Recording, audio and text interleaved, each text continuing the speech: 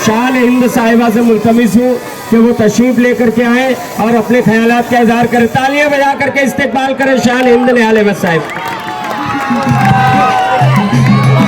साथियों, मैं अबू आसिम आज़मी साहब और तमाम समाजवादी पार्टी के जिम्मेदारान की शुक्रगुजार हूँ कि उन्होंने आज मुझे इस ओहदे से नवाजा।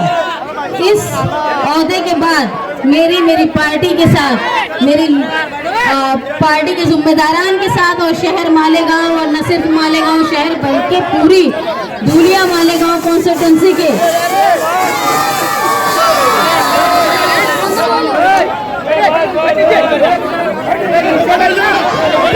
समाजवादी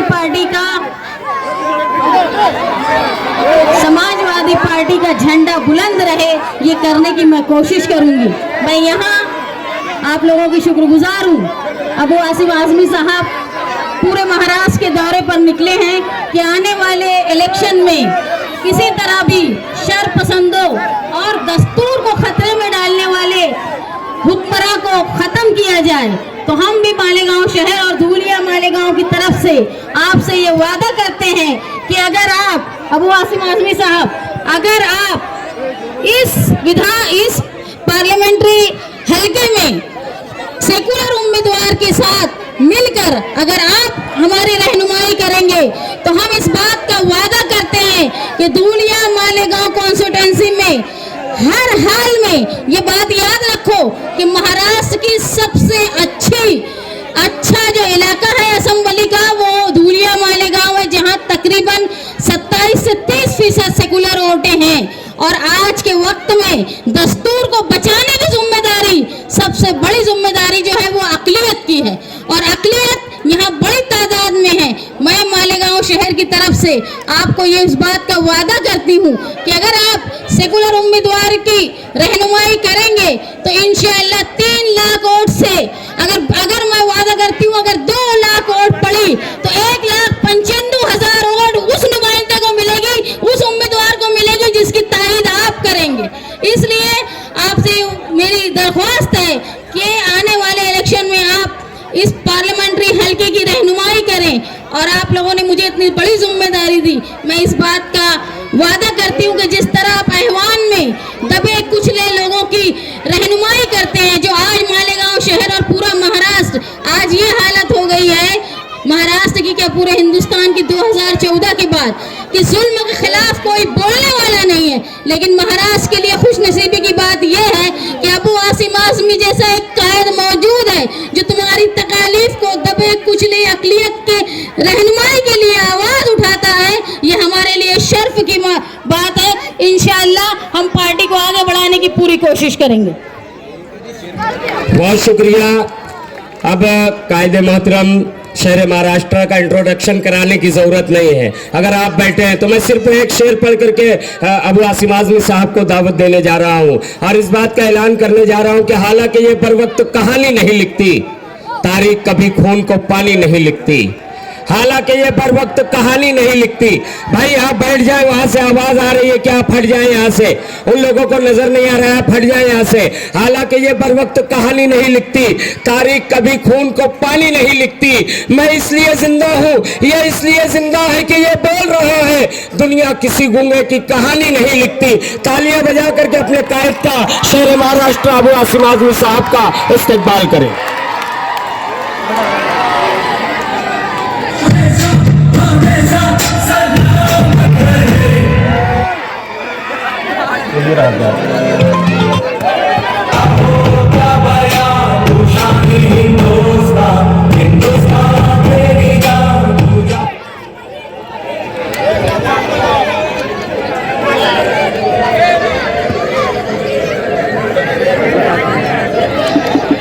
आज धुलिया शहर के अंदर गुड्डू का नाम पड़ा क्या? गुड्डू काकर की रहनुमाई में, उनकी लीडरशिप में जो ये मीटिंग मुनक़िद की गई है, इसमें आए हुए हमारे प्रताप राव होगाड़े साहब, बहन साजिदा निहाल अहमद साहिबा, परवेज सिद्दीकी साहब, फाद अहमद साहब, अमीन पटेल साहब, मायताई चौरस जी, डॉक्टर सरफराज साहब, अकील अंसारी साहब, जमील मंसूरी साहब,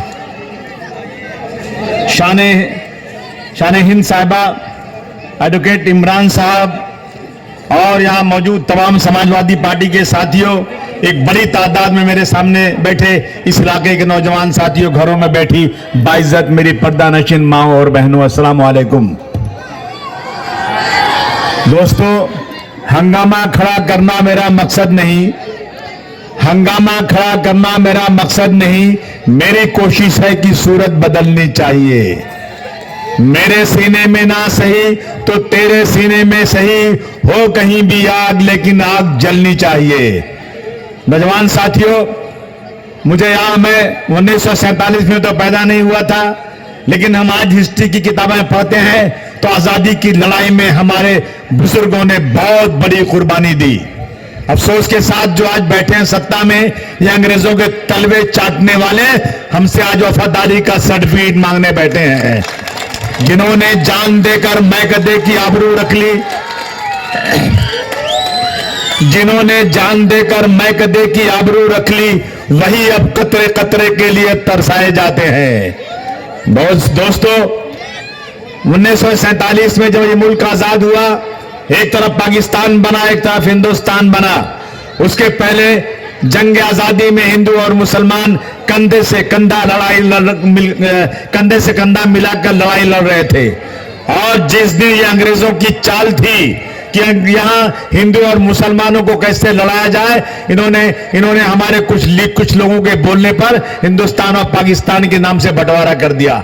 हमारे लोग जो यहां बैठे हैं, बहुत सारे लोग, वो सब के सब पाकिस्तान की तरफ रमा और दवा थे। लेकिन उस वक्त दिल्ली में जामा मस्जिद की सीढ़ियों से मौलाना अबुल कलाम आजाद साहब ने चिल्ला कर कहा था, ऐ मुसलमानों, अगर तुम इस मुल्क को छोड़कर चले जाओगे तो तुम्हारी मस्जिदें वीरान हो जाएंगी, कोई अजान देने वाला या कोई नमाज पढ़ने वाला नहीं बचेगा। तुम्हें कसम है इस मुल्क की, तुम्हें कसम है अल्लाह की, तुम्हें वास्ता है रसूल का, तुम इस मुल्क को छोड़कर मत जाओ, तुम्हें यहां पर इंसाफ मिलेगा।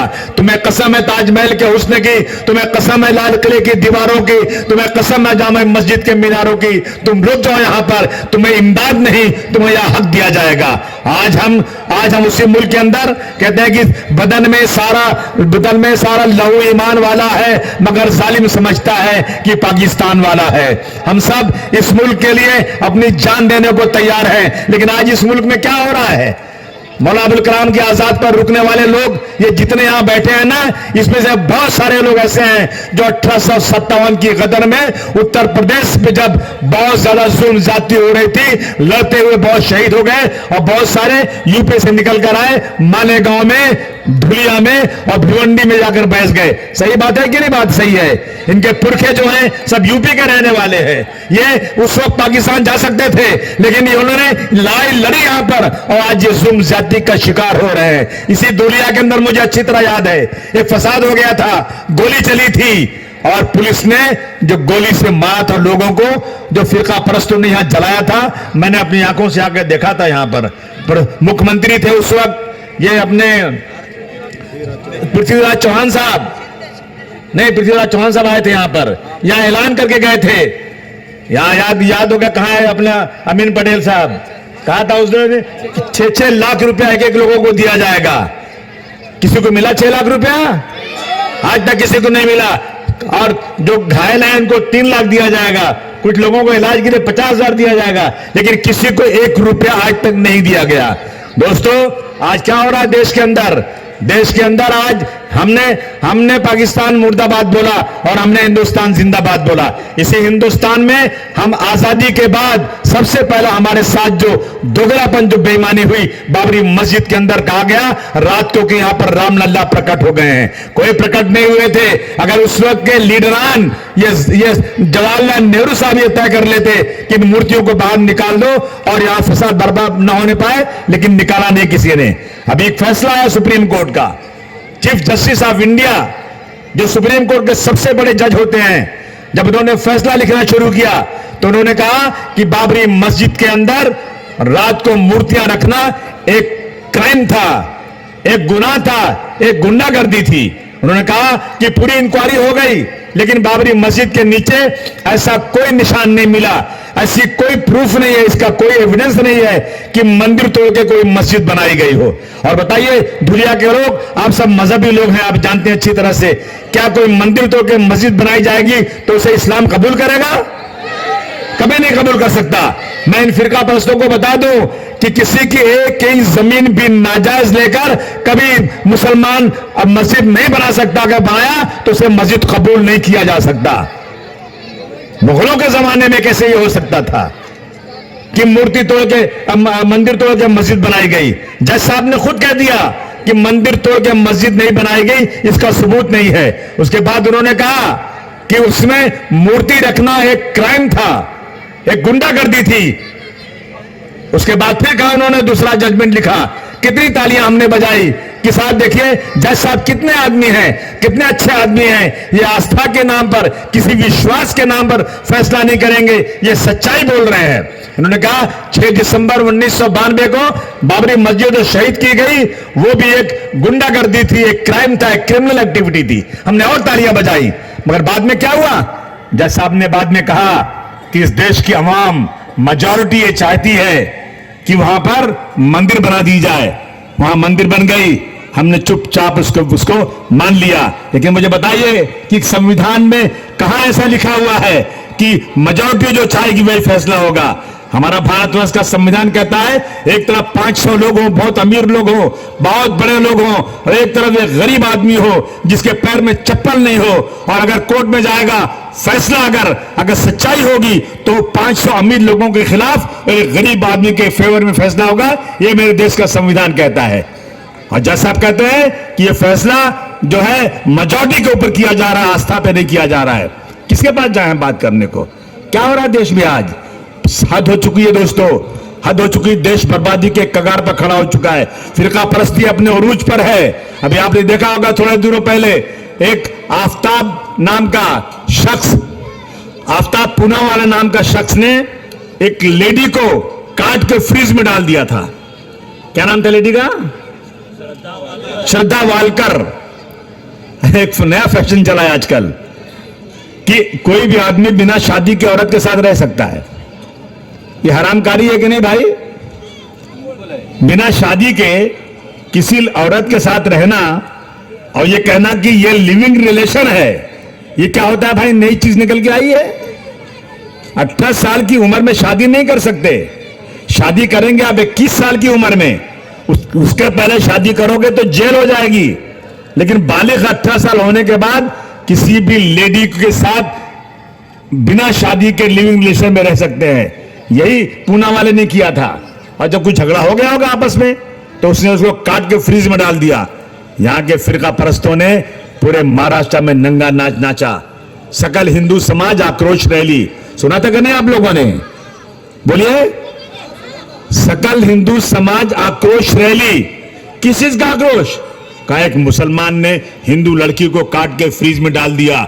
बड़े बड़े झंडे लेकर के पूरे महाराष्ट्र के गली गली में गुंडागर्दी शुरू हो गई। मस्जिदों के सामने जय सिया राम का नारा, पकड़ के दाढ़ी पकड़ के बोलो जय सिया राम। कितनी गुंडागर्दी हुई।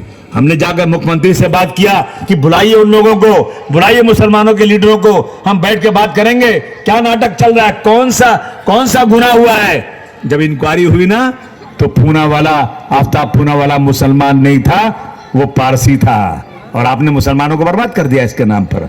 उसके बाद मेरे पास बीसीओ केस ऐसा है, बीसीओ केस ऐसा है जिसमें गैर मुस्लिम ने मुस्लिम को मारा, गैर मुस्लिम ने गैर मुस्लिम को मारा, लेकिन आज तक टेलीविजन पर या अखबार में नहीं आया। आपको किसी को नहीं मालूम होगा। मुसलमानों के नाम को लेकर ये लोग रोजाना देश के अंदर कुछ न कुछ गड़बड़ करना चाहते हैं। अभी देखा आपने, एक स्कूल की टीचर, बच्चा स्कूल में पढ़ रहा है, स्कूल की टीचर ने बच्चे को खड़ा किया और गैर मुस्लिम बच्चों को बुलाया, बोले इसको मारो। उसको आगे झापड़ मार रहे हैं। क्यों मार रहे हो भाई? ये मुसलमान है, इसको मारो। देखा कि नहीं देखा आप लोगों ने? ये हो रहा है देश में आज। हमी को कातिल कहेगी दुनिया, हमारा ही कत्लेआम होगा। हमी को कातिल कहेगी दुनिया, हमारा ही कत्लेआम होगा। हमें कुएं खोदते फिरेंगे और पानी हमी पे हराम होगा। हम ही कुएं कोदते फिरेंगे, पानी हम ही पे हराम होगा।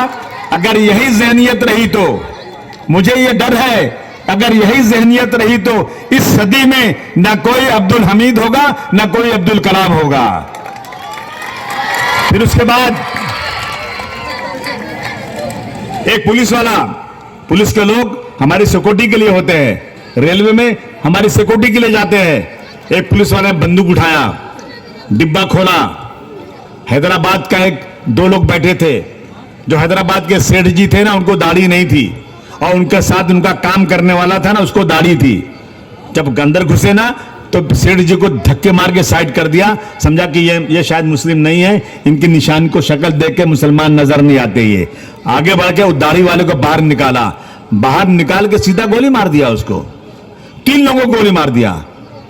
और क्या बोलता है, इस देश में रहना है तो मोदी और योगी को वोट देना पड़ेगा, मोदी और योगी कहना पड़ेगा, इसीलिए आजादी मिली थी। ये होगा। अभी कितनी चीजें बताऊं मैं आपको। अभी जो यहां पर सतारा के अंदर पुसे सावली नाम का गांव कोई है, वहां पर एक लड़के का, मुस्लिम लड़के का मोबाइल हैक कर लिया। मोबाइल हैक करके एक नॉन मुस्लिम लड़के ने उसमें शिवाजी महाराज के खिलाफ कुछ ऐसी चीजें डाल दिया, और कि उनको अपमानित करने वाली चीजें।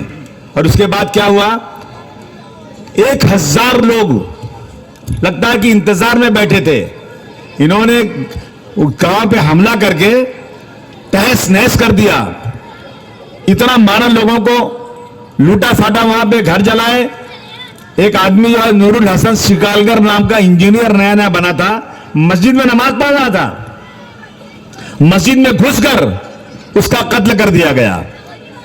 उसकी बीवी 6 महीने की प्रेग्नेंट है, हामिला है। मैं सरकार से पूछना चाहता हूं कि इतनी बड़ी गुंडागर्दी के बाद क्या मुख्यमंत्री, क्या डिप्टी चीफ मिनिस्टर, क्या होम मिनिस्टर कोई गया हाल पूछने के लिए? क्या किसी ने 1 पैसे दिए वहां पर? क्या किसी ने 1 रुपये दिए?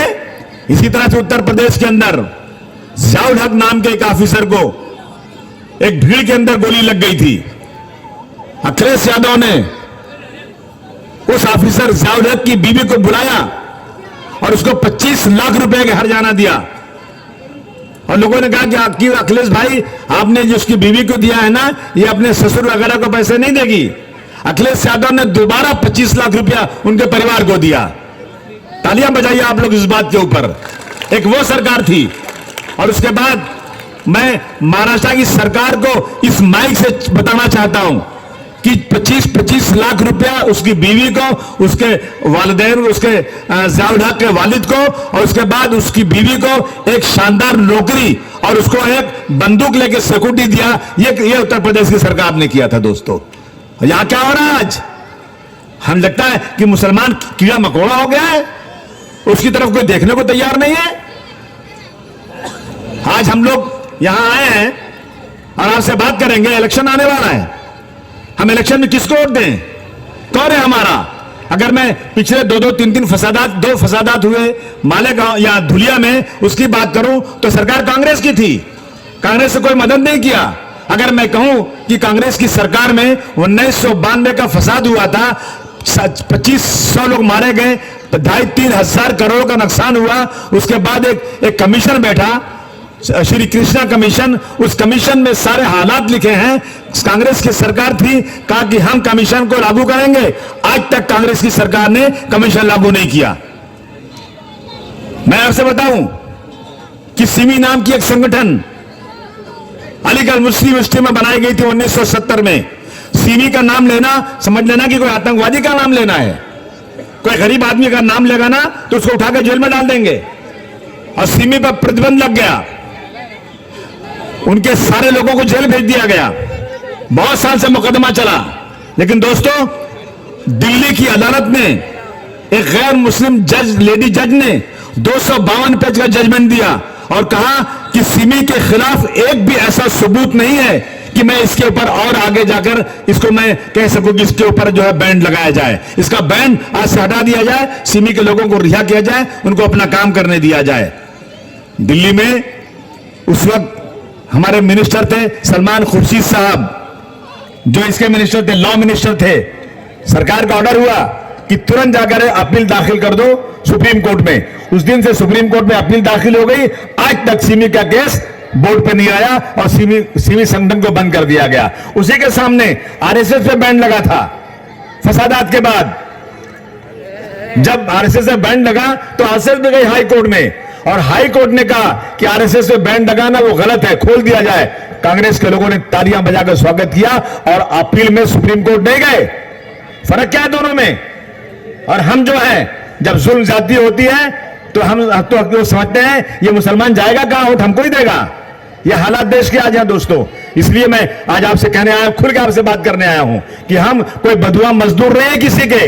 एक लीडरशिप पैदा कीजिए देश, यहां पर पूरे धुलिया की एक लीडरशिप पैदा कीजिए। बैठिए 100 लोग, 200 लोग, 500 लोग, और तय कीजिए कि हमें किसको वोट देना है। और जिसको वोट देना है ना, एक आदमी बैठ के बात करेगा लीडरों से। अगर वो हमारी, जिस दिन आपने एक लीडरशिप बना लिया, खुदा की कसम बीजेपी जैसी पार्टी आपके तलवे चाटेगी आकर के कि मुसलमानों का वोट देने के लिए ये इनके पास ताकत है, ये मुसलमानों को वोट दिलवा सकते हैं, ये आपके पास आएंगे और आपसे माफी माजरत करके काम करेंगे। लेकिन हम लोग क्या है, हम इन बातों पर ख्याल ही नहीं कर रहे हैं। हम लोग अलग अलग खानों में बटे हुए हैं। मैं एक मिसाल है कि एक इमारत है, इमारत के ऊपर फ्लैट बने हुए हैं। एक फ्लैट पर शिया, एक पर सुन्नी, एक पे देवबंदी, एक पे अहले हदीस, एक पे बरेलवी, एक पे पठान और एक पे अंसारी। न जाने कितने कितने नाम की तख्तियां लगाकर हम लोग उस फ्लैट की रखवाली कर रहे हैं। नादानो, फ्लैट को बाद में बचाना, पहले इमारत को बचाओ। इमारत पे हमला हो रहा है, अगर इमारत चलेगी तो फ्लैट का नामो निशान नहीं होगा। मैं आज धुलिया में अपने दिल का दुख बताने आया हूं दोस्तों। कुछ लोग लिखते हैं मस्जिदों में फलाने लोग नहीं आ सकते, मस्जिदों में ये नहीं आ सकते, इसकी नमाज नहीं। मैं उनसे कहना चाहता हूं, कौम को बांटो मत। एक अल्लाह एक रसूल को मानने वाले हुजूर सल्लल्लाहु अलैहि वसल्लम ने जब मदीना शरीफ में जीजान से कोई यहूदी लोग आए, ईसाई लोग आए और आपसे कुछ राय मशवरा करने के लिए आए, जब शाम हो गई, खाने का वक्त हुआ, हुजूर सल्लल्लाहु अलैहि वसल्लम ने उन ईसाइयों को भगाया नहीं, उनको खाना खिलाया अपने घर से ला करके, और उन्हें रहने के लिए मस्जिद नबी में जगह दिया। ये किरदार था इस्लाम का। और आज हम लोग मसलक के नाम पर एक दूसरे पर हमला कर रहे हैं। मैं हाथ जोड़ के गुजारिश करने आया हूं आज। मैं उलमाए कराम के पैर के धूल के बराबर नहीं हूं, मेरी हैसियत नहीं बोलने की, लेकिन मैं इस जुल्म को देख रहा हूं, मैं मेरी कौम को बढ़ते हुए देख रहा हूं। इसलिए हाथ जोड़कर कहना चाहता हूं, अपने अपने मसलक पर रहिए, मुझे उससे कोई बात मतलब नहीं है। मैं इस बारे में कुछ बात करने के काबिल भी नहीं हूं। अपने मसलक पर रहिए, अपने मसलक की प्रचार जितने जोर से करते हैं कीजिए, हमें उसमें कोई मुदाखलत करने की जरूरत नहीं है। लेकिन खुदा के वास्ते किसी एक मसलक के बारे में माइक लगाकर उसको गाली मत दीजिए, उसको बुरा मत बोलिए। इससे क्या होता है, कौम बढ़ जाती है और ये फिरका परस्त कौम को बांट करके इसका फायदा लेने की कोशिश करते हैं दोस्तों। ये आपसे मैं कहना चाहता हूं। आज क्या हो रहा है देश के अंदर? आज मुल्क की हालत बहुत ही खराब है। हमारे नामों को, जो नाम यहां पर हैं मुस्लिम नाम, उन शहरों के नामों को बदला जा रहा है। मैं बताना चाहता हूं कि मुगलों की सरकार कितने सौ साल तक थी यहां पर। मुगलों की सरकार थी कि नहीं थी हिंदुस्तान में? मुसलमानों की सरकार थी ना, बहुत साल तक थी। 52 साल तक औरंगजेब रहमतुल्लाह अलैह घोड़े पर थे, घोड़े पर। और उनके जमाने में हिंदुस्तान की सरहद इस तरफ बर्मा तक, उस तरफ अफगानिस्तान तक, और भारतवर्ष में हर औरत के पास सोना था। हिंदुस्तान का जीडीपी पूरी दुनिया से ऊपर था। हिंदुस्तान का एक्सपोर्ट सारी दुनिया से ज्यादा था। हिंदुस्तान बहुत दौलतमंद था। आज क्या है हिंदुस्तान के पास? आज लूट के ले गए अंग्रेज। आप अंग्रेजों के खिलाफ बात नहीं करते हो, आप बात मुसलमानों के खिलाफ और मुगलों के खिलाफ बात करते हो। अगर किसी ने हजरत टीपू सुल्तान का स्टेटस लगा लिया, अगर किसी ने औरंगजेब रहमतुल्लाह की बात कर दी, तो कहते हैं ये औरंगजेब की औलाद कहां से पैदा हो गए। ये हो रहा है देश में। मैं बताऊं दोस्तों, जब मुगलों का राज था तो हिंदुस्तान में वो जब चाहते किसी का नाम बदल सकते थे। इतने 100 साल तक राज किया उन्होंने। अभी तो आपको 70-75 साल हुआ हिंदुस्तान को आजाद होकर के, और जो बैठे गद्दी पर ना, इनको 10 साल भी नहीं हुआ। अभी छोटी हांडी में उबाल आ गया, बर्दाश्त नहीं कर पा रहे हैं। उबाल आ गया छोटी हांडी के अंदर। आप बताइए कि उस वक्त रामपुर का नाम कब रखा गया था? किसने रखा था नाम? रामपुर का नाम मुगलों के जमाने में रखा गया था। आप बताइए, सीतापुर का नाम कब रखा गया था? मुगलों के जमाने में रखा गया था। उन्होंने नाम बदली क्या कोई? उन्होंने रखा नाम ये। अयोध्या किसने बसाया था?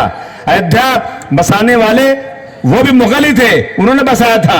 रामचरितमानस किस जमाने में लिखा गया था? मुगलों के जमाने में लिखा गया था। और आज महाराष्ट्र में सिर्फ 3 नाम है, 3। औरंगाबाद, उस्मानाबाद और अहमदनगर, ये 3 नाम है। बहुत तकलीफ है इनको। 2 नाम बदल दिए, तीसरा भी आज शायद बदल दिया, अलियाबाई होलकर का नाम। अरे भाई, जो सरकार में बैठे हैं ना, ये इनके पास कुछ काम नहीं। नाम बदल के मुसलमानों को जलील करके, बेइज्जत करके, ये लोग गैर मुस्लिमों को खुश करके वोट लेना चाहते हैं। मैं समझता हूं इस मुल्क का हिंदू सेकुलर है। इस मुल्क का हिंदू जो है ना, मुसलमानों से नफरत नहीं करता। सरकार जबरदस्त नफरत करवाने पे लगी हुई इस मुल्क के अंदर। दोस्तों, मैं हमेशा कहता हूं कि पुराने शहरों के नाम बदलने से क्या होगा। सरकार से कह रहा हूं कि पुराने शहरों के नाम बदलने से क्या होगा। नया कोई शहर बसाओ तो कोई बात बने। नया शहर कोई बसाने को तैयार नहीं है, और पुराने शहरों का नाम बदल करके ये जो है आज इस तरह की चीजें करना चाहते हैं। मेरे दोस्तों, आज हालत देश की इतनी खराब होती जा रही है कि मैं आपको बता नहीं सकता हूं। अब ये मुझे याद है, त्रिपुरा में जब कुछ मस्जिद जलाई गई थी, याद है कि नहीं आप लोगों को? जलाई गई मस्जिद तो मालेगांव के कितने लोग पकड़े गए थे? 60 लोग। ये 60 लोग गुंडे नहीं थे, ये लूटने नहीं जा रहे थे, ये मर्डर करने नहीं जा रहे थे। ये अपनी जो है मजहबी जो बेइज्जती, अपमान, हुजूर सल्लल्लाहु अलैहि वसल्लम के खिलाफ जो इस तरह के जुमले बोले गए, जो इनकी मस्जिदें जलाई गई, जिनके कुरान शरीफ जलाए गए, उसके गुस्से में, जज्बात में सड़क पर आकर के अपना विरोध जता रहे थे। ये गुंडे नहीं थे। क्या किया इन्होंने? इन सबको 307 में डाल दिया था। कितने साल अंदर रहे लोग? अब भी रहे अंदर। 3 महीना ये भी अंदर थे। ये वेल टू डू अमीर आदमी है ये, लेकिन 3 महीना अंदर रह के आया। क्या कि आपके शरीयत पे हमला हो रहा है, और उसके बाद हम गुस्सा भी नहीं कर सकते। मैं सरकार से पूछूं कि पूना में जब छत्रपति शिवाजी महाराज की मां के खिलाफ एक लाइब्रेरी में नावल जेम्स लेन का लिखा हुआ आया था, तो आप लोगों ने पूरा का नावल पूरी जला दिया, पूरी लाइब्रेरी जला दिया था। और आर पाटिल साहब ने क्या कहा था कि हम जेम्स लेन को अमेरिका से लाएंगे और जेल में बंद करके मुकदमा चलाएंगे। वाह भाई वाह, आपकी आस्था आपके साथ है, मेरी आस्था मेरे साथ नहीं है। मैं सरकार से कहना चाहता हूं, इस तरह के जितने वाकयात होते हैं, चाहे मराठा समाज का आंदोलन हो, जो उसके अंदर भी कुछ गाड़ियां तोड़ी गई हो, कुछ हुआ हो, चाहे त्रिपुरा का आंदोलन रहा हो, ये सब कोई क्रिमिनल नहीं थे। इन सब के मुकदमे को वापस लेना चाहिए। इन सब के मुकदमे को वापस ले। पुलिस को आप जबरदस्ती ऐसे कामों में मत लगाइए जो बेकार का है। इनको जबरदस्ती किसी क्रिमिनल मत बनाइए। ये मेरी गुजारिश है सरकार से कि जल्द से जल्द आप इन लोगों से 307 का मुकदमा उठाकर इनके साथ जो है इंसाफ करने की कोशिश कीजिए। दोस्तों, आज हमारी हालत ये हो गई है कि हमारी कोई बात सुनने को तैयार नहीं है। हम बैंड बाजाएं, हमारे लोग जो है ना, उम्मीदवार को लेके खूब बैंड बाजा बजाते हैं। जैसे नहीं, दूल्हे को लेकर के आदमी चलता है, बारात लाए, स्टेज पे बिठाए और नीचे बैठ गए, कोई पूछने वाला नहीं। हम बैंड बाजा नहीं है। हम इस मुल्क में सत्ता के भागीदार बनेंगे जब हमें इंसाफ मिलेगा इस मुल्क के अंदर। आज सरकार जो है ना, इस मुल्क को तबाह और बर्बाद कर देना चाहती है।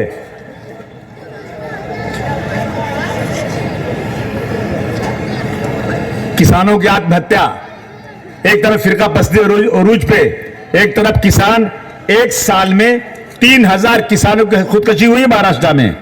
3000 किसान जो गरीबी से मर गए। और उसके बाद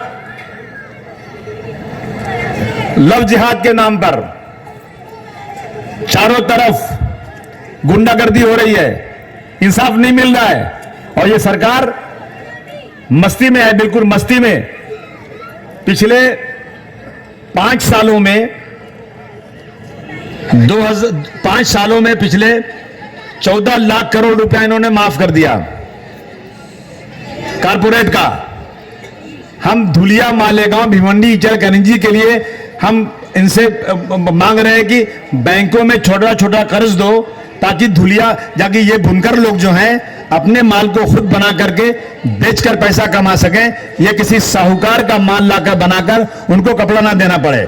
वो यहाँ पर पूरा का पूरा कपड़ा रेडी करें। जिस तरह सूरत के अंदर बाजार में माल आता है, पूरी आप समझिए कि सूरत में माल खरीदने के लिए लंदन से, दुबई से, दूसरे मुल्कों से लोग आते हैं, सूरत जाते हैं और सूरत का माल लेके जाते हैं। हमारा माल यहाँ से कच्चा माल सूरत जाता है कि नहीं जाता है? यहाँ से हमें खास तौर से धुलिया बहुत पिछड़ा हुआ है। धुलिया के अंदर मार्केट ऐसी बनना चाहिए और इतना मदद सरकार को करना चाहिए कि धुलिया के पावर लूम की हालत सुधर जाए और लोग जो है इज्जत के साथ रोजी रोटी कमा सकें। आज धुलिया के मजदूरों के लिए कोई इनके पास कोई यूनियन नहीं, इनके पास कोई वो नहीं है। दूसरे जो मजदूर यूनियन है उनका जो है एक कमीशन बना हुआ है, उनका एक कमेटी बनी हुई है, उनको जो है बहुत सारी चीजें फ्री मिलती हैं। मैंने वादा किया यहाँ के लोगों से, इंशाअल्लाह आने वाले असेंबली के पहले मैं इस लड़ाई को लड़कर धुलिया के मजदूरों को इंसाफ दिलाने की पूरी कोशिश करूंगा। मेरा ये आप लोगों को वादा है इंशाअल्लाह ताला। दोस्तों, हालात देश की इतनी खराब है कि मैं बताऊं आपको कि इन्होंने जो है देश की प्रॉपर्टी सब बेच डाली। एयर इंडिया बिक गया। फिरका परस्ती एक तरफ है और महंगाई देखिए आप क्या हो रहा है कि रेलवे बिक गया, एयर इंडिया बिक गई, ये जो है ट्रेन बिक गई, रेलगाड़ी बिक गई, एयरपोर्ट बिक गया, गोदी बिक गई, बड़ी बड़ी इंडस्ट्री बिक गई, कंपनीज बिक गई। नौकरी कहां से मिलेगी? मगर ये कुछ लोग जिनका रिजर्वेशन है ना, वो लोग सोए हुए हैं। रिजर्वेशन हमारा तो है नहीं, रिजर्वेशन जिसका वो सोए हुए हैं। मैं दलित भाइयों को, SC ST को आगाह करना चाहता हूं, ये मत समझो कि हमारा ही नुकसान हो रहा है। रेलवे में मुसलमान सिर्फ 2% नौकरी करता है, 98% हमारे यहाँ मुल्क के दूसरे हमारे बरादर काम करते हैं। एयर इंडिया में सिर्फ 1% मुसलमान काम करता था, नौकरी पूरी खत्म हो गई। किसका रिजर्वेशन गया? रिजर्वेशन पूरा का पूरा हमारे उन भाइयों का गया जिनको रिजर्वेशन गवर्नमेंट ने दिया हुआ था। वो चुपचाप बैठे हुए हैं, उनका रिजर्वेशन बिल्कुल खत्म होता जा रहा है। अब इस मुल्क में रिजर्वेशन जो है ना, ये सरकार डायरेक्ट खत्म करने की इसकी हिम्मत नहीं है, तो इनडायरेक्ट वे में सारी कंपनियां बेच करके जो नौकरियां उसमें सरकारी, वो सब खत्म होती जा रही हैं और लोग चुपचाप बैठे हुए हैं।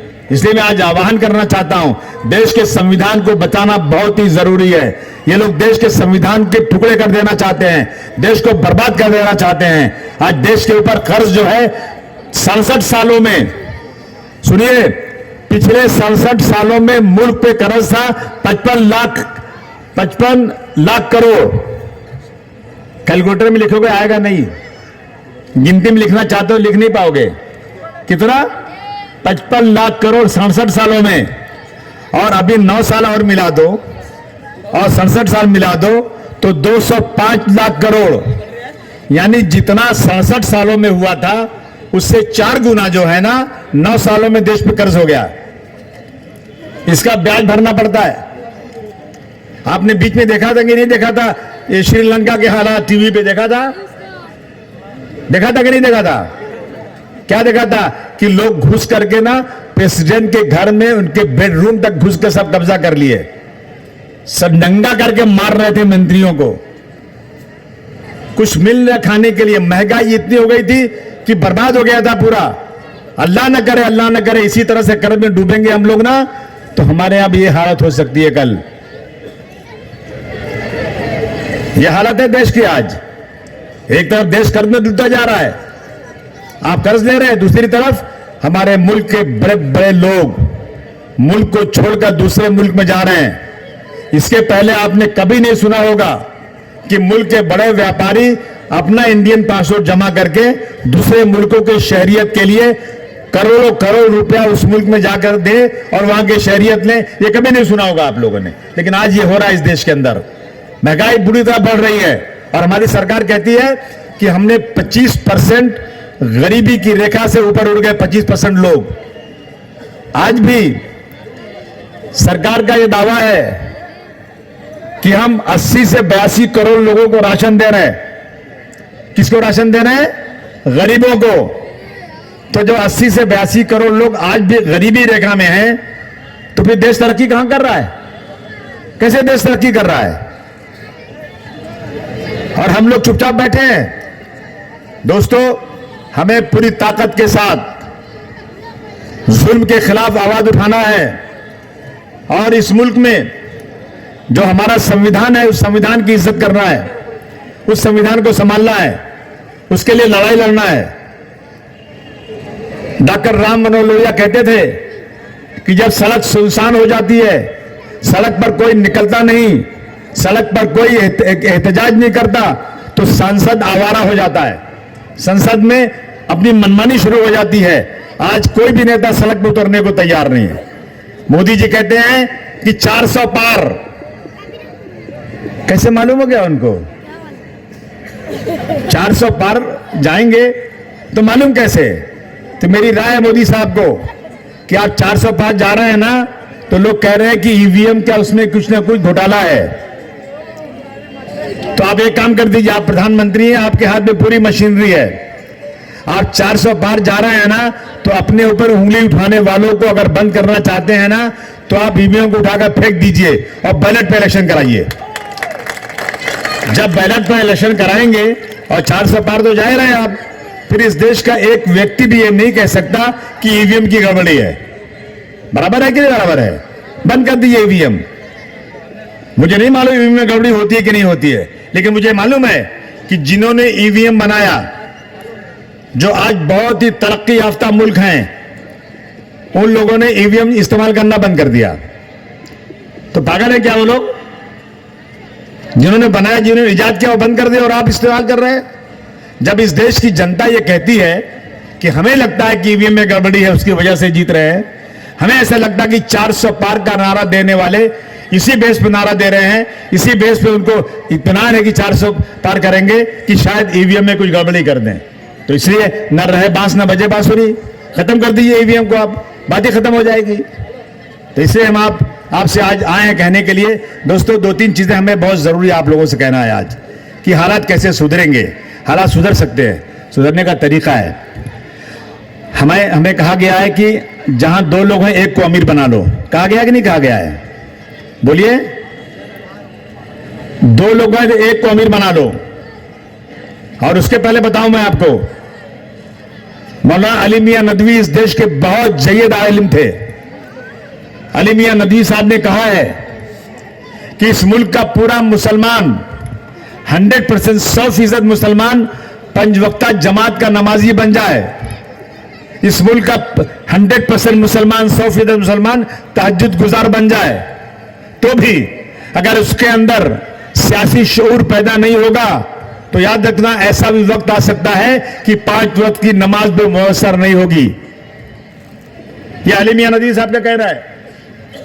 इसलिए मैं आपसे कहना चाहता हूं कि हमें सियासी शऊर पैदा करना जरूरी है आज, वरना आने वाले दिनों में अल्लाह जाने क्या होगा। यहां पर हम ही शिकार हैं सिर्फ। सारे लोग हमारे ऊपर रोजाना कुछ न कुछ कर रहे हैं। अभी 2 दिन पहले बुल्डाना में एक रिक्शे वाले को एक पुलिस वाले ने उसको नीचे गिराकर उसके दोनों पैर पर खड़े होकर के जितनी ताकत से मार सकता था मार रहा था, और टेलीविजन पर दुनिया ने देख लिया इसको। उसके दोनों हाथों को पकड़कर पट्टे से पूरी ताकत से मार रहा था। क्या गलती थी उसकी? क्या किसी की बहन बेटी लेकर भाग गया था? क्या किया था उसने? अगर बहन बेटी भी लेकर भाग गया होता ना, तो उसके लिए भी क्लॉज है, उसको पकड़ो और उसको जो है ना बंद करो, जेल में सजा दिलाओ। लेकिन पुलिस को हक किसने दिया है? इसका मार कैसे सकती किसी शख्स को? देश में कानून है कि नहीं है? हाँ, मुसलमान बात आसान है, जब चाहो मार दो उठा के, कोई पूछने वाला नहीं है। माफ करना, मेरी सिक्योरिटी में पुलिस वाले हैं, अच्छे पुलिस वाले भी हैं, खराब पुलिस वाले हैं। एक दिन एक पुलिस वाले ने बोला, आप मुझसे गुस्सा क्यों करते हैं? मैंने कहा, सुनो, मैं एक फूल था, मुझको कांटा बना के रख दिया। मैं एक फूल था, मुझको तुमने कांटा बना के रख दिया, और अब कांटे से कहते हो कि चुभना छोड़ दे। इसलिए दोस्तों,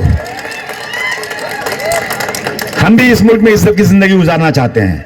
हम भी इस मुल्क के रहने वाले हैं, हमारा भी इस मुल्क में बहुत बड़ा कंट्रीब्यूशन है, हमने भी आजादी की लड़ाई में कंट्रीब्यूशन किया है, आज भी हम कर रहे हैं।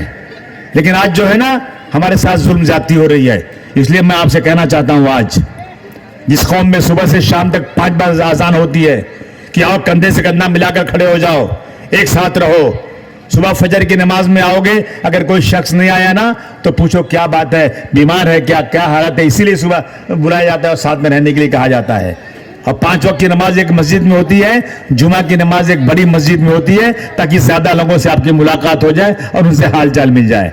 और उसके बाद ईद की नमाज ईदगाह में होती है, इलाके के बहुत ज्यादा लोग वहां आते हैं ताकि एक दूसरे का हाल चाल मिल सकें। और एक नमाज होती है हरम शरीफ में, जहां पूरी दुनिया के मुसलमान आते हैं, एक दूसरे का हाल चाल मिल जाता है और हम यहां पर अलग अलग अपनी अपनी ढोल पीटते रहे हैं। एक काम कीजिए आप लोग, पूरे धुलिया की एक कमेटी बनाइए, देवबंदी, बरेलवी, शिया, सुन्नी, बड़े पढ़े लिखे लोग, टीचर्स, जो लोग भी सोशल काम में इन्वॉल्व हैं उनको बुलाइए। कितने लोग होंगे? 500 होंगे, 1000 होंगे, उससे ज्यादा तो नहीं होंगे। कितने हो? इतने होंगे ना? बोलिए भाई जरा। 500 होंगे, चलिए, और ज्यादा भी होंगे, उनको बुलाइए और बैठिए कि हमें धुलिया की हद तक इलेक्शन में क्या करना चाहिए ताकि हमारी इज्जत भी रहे। एक घर में अगर 10 लोग हैं, अगर 10 अपनी मनमानी करेंगे तो घर सही चलता नहीं। घर में जो बड़ा होता है, बाप है, मां है, जो बड़ा है, वो जो कहता है तो ही घर अच्छा चलता है। धुलिया में हम सब एक साथ खड़े हो जाएं, एक कमेटी बना लें और उस कमेटी से राय बात करने के भाई हम लोग जो है ना अब अपने वोटों की वैल्यू को बनाएंगे। हम ऐसे ही किसी को वोट नहीं देंगे, हम मजबूर होकर वोट नहीं देंगे, हम बातचीत करके हमारी शर्तों पर वोट देंगे। हो सकता है कि नहीं हो सकता है? बहुत आराम से हो सकता है। अगर सब इकट्ठा हो जाए, उसके बाद 50 लोग, 25 लोग, 100 लोग एक कमेटी बना लें और पहले सबसे बात करें, फिर कमेटी बनाएं और उसमें से 10-15 लोगों को चुन लें कि भाई हम जो सर्वे करेंगे, जो हमको लगेगा कि अच्छा उम्मीदवार है, इसको वोट देना चाहिए, किसी पार्टी का भी हो, उसको बुलाएंगे और हम छाती ठोक कर कहेंगे हम लोग धुलिया के पूरे वोटों के मालिक हैं। जब धुलिया के पूरे वोटों के मालिक बन जाओगे ना तो जो 4% जिनके पास वोट है ना, ये जाकर वहां गिड़गिड़ाते हैं तुम्हारे पास तो यहां पर 20% वोट है, 15% वोट तो तुम्हारा धुलिया में खाली है कि नहीं है? अपनी ताकत बनाओ, खुदी को कर बुलंद इतना कि हर तकदीर से पहले खुदा बंदे से खुद पूछे बता तेरी रजा क्या है। आप कीजिए ये। मैं फिरका परस्तों को वोट नहीं देना है, वोट उनको देना है जो लोग इस देश के संविधान को मानते हैं, जो लोग गंगा जमुनी तहजीब में को मानते हैं, जो लोग इस देश को बिल्कुल बहुत ही शांति के साथ चलाना चाहते हैं। मंदिर में घंटी बजे, मस्जिद में अजान हो और देश में भाईचारगी का पैगाम फैलाने वाले लोग उन्हीं को वोट देना चाहिए और किसी को डर के वोट नहीं देना चाहिए। मैं पूछूं आज की कांग्रेस वोट मांगेगी हमसे? मांगेगी नहीं, आप दे देंगे क्योंकि देना ही पड़ेगा, कहां जाएंगे आप? लेकिन अपनी मर्जी से ऐसा मत दीजिए। उनसे पूछिए कि 5% रिजर्वेशन हमको क्यों नहीं दिया? 5% रिजर्वेशन तो पास किया था आपने, उसका नोटिफिकेशन आप लोग लाए थे और उसके बाद कोर्ट ने कहा कि 5% मुसलमानों के एजुकेशन में तुरंत दे दो। आपने 16% मराठा जो कोर्ट ने कहा कि नहीं दे सकते, उसके बारे में सबने बड़ी मेहनत किया, 10% दे दिया। मुसलमानों को कोर्ट ने कहा दे दो। कांग्रेस सरकार 2.5 साल 3 साल तक उसकी सरकार बनी रही लेकिन नहीं दिया रिजर्वेशन। तो ऐसे दे दें आंख बंद करके वोट? ऐसे मार खाते रहे? नहीं, हम लोग वोट देंगे तो हम बार्गेनिंग करेंगे।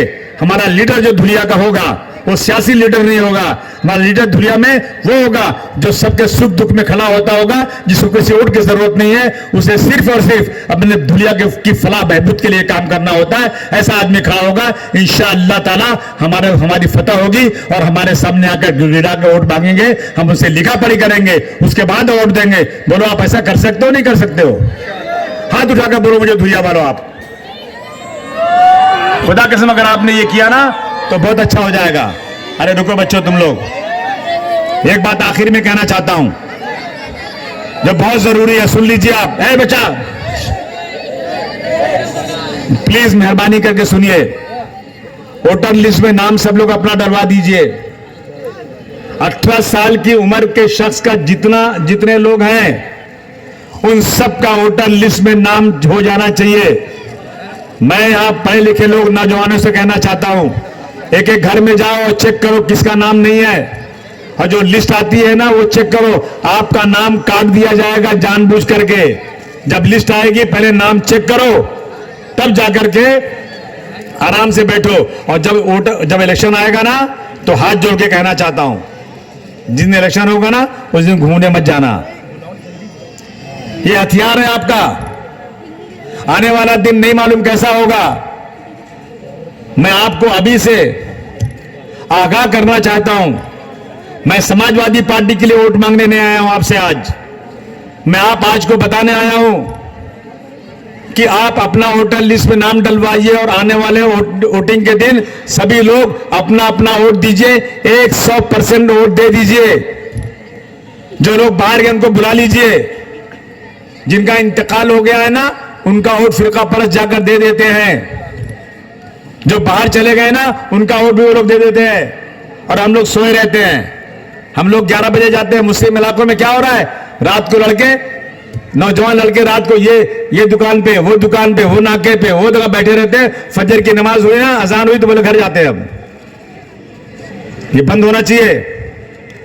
और इलेक्शन के दिन एक एक वोट, हमारी माएं और बहनें बुर्का पहन के जाएंगी, उनका बुर्का उतरवाया जाएगा, उनका चेहरा देख के शनाख्त होगी तो नाराज हो जाएंगी वो। लेकिन मैं हाथ जोड़ के कहना चाहता हूं माओ बहनों से, जो भी तकलीफ होती है, जो कुछ भी होता है, सब बर्दाश्त कीजिए।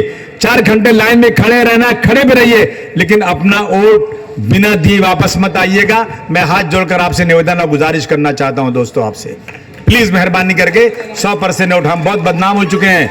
एक तो हमारी तादाद कम, उसके बाद हमारा वोट का परसेंटेज कम। हम कहां जाएंगे?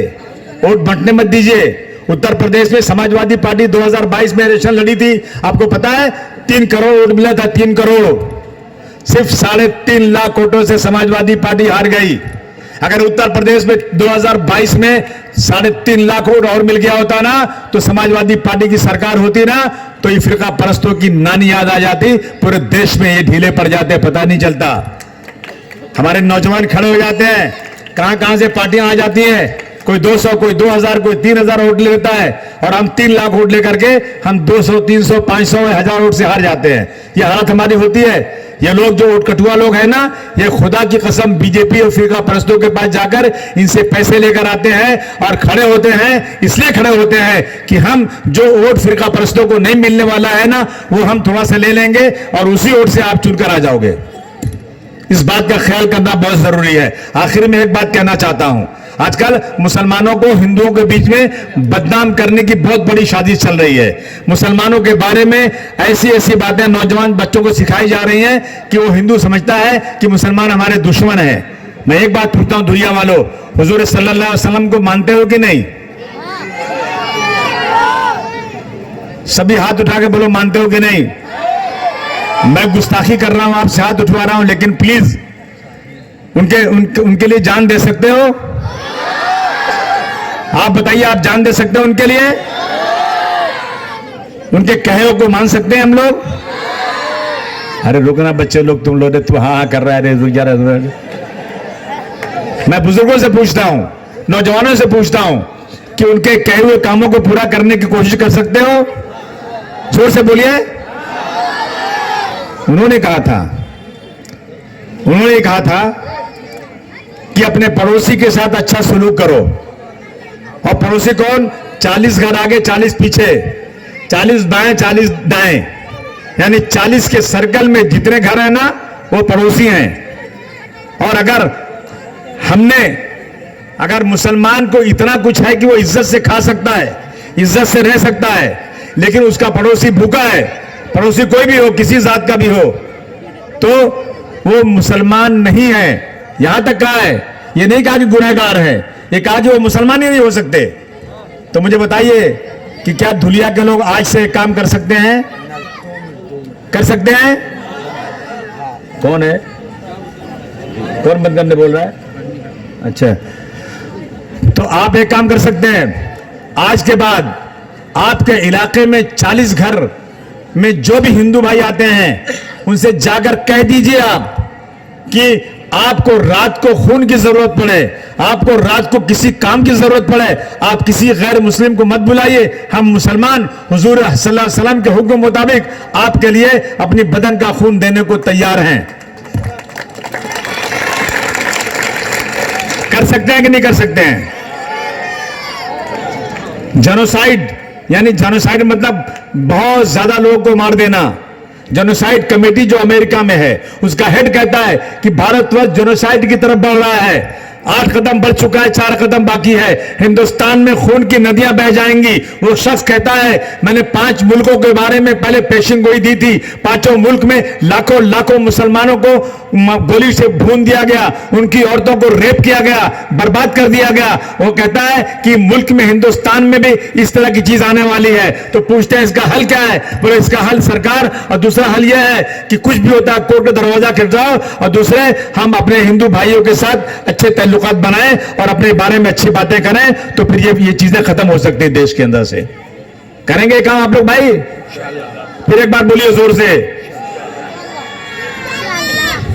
अब फकत शोर मचाने से कुछ नहीं होगा, अब फकत शोर मचाने से कुछ नहीं होगा, और सिर्फ होंठों को हिलाने से कुछ नहीं होगा। जिंदगी के लिए बेमौत मरते ही क्यों हो, और अगर अहले ईमान हो तो शैतान से डरते क्यों हो। तुम भी महफूज कहां अपने ठिकाने पे हो, तुम भी महफूज कहां अपने ठिकाने पे हो, बाद अखलाक तुम्ही लोग निशाने पे हो। सारे गम सारे शिकवे सारे गिले भुला के उठो, सारे गम सारे शिकवे सारे गिले भुला के उठो, दुश्मनी जो भी आपस में भुला के उठो। अब तुम अगर एक ना हो पाए तो, अब अगर तुम एक ना हो पाए तो मिट जाओगे, अब अगर तुम एक ना हो पाए तो मिट जाओगे, तुम भी खुश पत्तों की तरफ बिखर जाओगे। यही पैगाम लेकर मुंबई से आया हूं। 8 दिनों से दर दर की ठोकरें खाकर एक एक जगह जा रहा हूं, लोगों से मिल रहा हूं, और इस देश में गंगा जमुनी तहजीब बाकी रहे, हिंदू और मुसलमान मिलजुल कर रहे हैं। और जो लोग हिंदू मुसलमानों को लड़ाना चाहते हैं उनको सत्ता से बाहर उठाकर फेंक दिया जाए, इसकी तरकीब करना चाहिए दोस्तों, इसकी कोशिश करना चाहिए। एक आदमी कहेगा मैं अकेले कैसे कर सकता हूं, तो याद रखिए हजरत इब्राहिम अलैहिस्सलाम को आग में जलाने के लिए एक चिड़िया थी जो आग बहुत आसमान पे जा रही थी। चिड़िया एक चोंच पानी में लाती थी, लाकर डालती थी आग पर। दूसरी चिड़िया ने पूछा अरे पागल, एक बूंद पानी इतनी बड़ी आग पर डालने का मतलब क्या आता है? उसने कहा जब अल्लाह पाक के यहां आग जलाने और आग बुझाने वाला का हिसाब होगा तो मेरा नाम आग बुझाने वालों में लिखा जाएगा। आप ये मत सोचिए कि आप ही पूरा काम कर सकते हैं। कदम बढ़ाइए आगे, इस काम में कदम बढ़ाइए, इंशाअल्लाह ताला अल्लाह मदद करेगा। और अगर आप आगे बढ़ेंगे ना तो इंशाअल्लाह कामयाबी होगी, और एक दिन झंडा हमारा ऊंचा रहेगा। हम इस मुल्क के अंदर आराम की जिंदगी गुजार सकते हैं। यही कहने आपसे मुंबई से आया था। मुझे उम्मीद है कि आप मेरी बातों को सुनेंगे। बहुत बहुत शुक्रिया। खुदा हाफिज। जय हिंद, जय समाजवाद।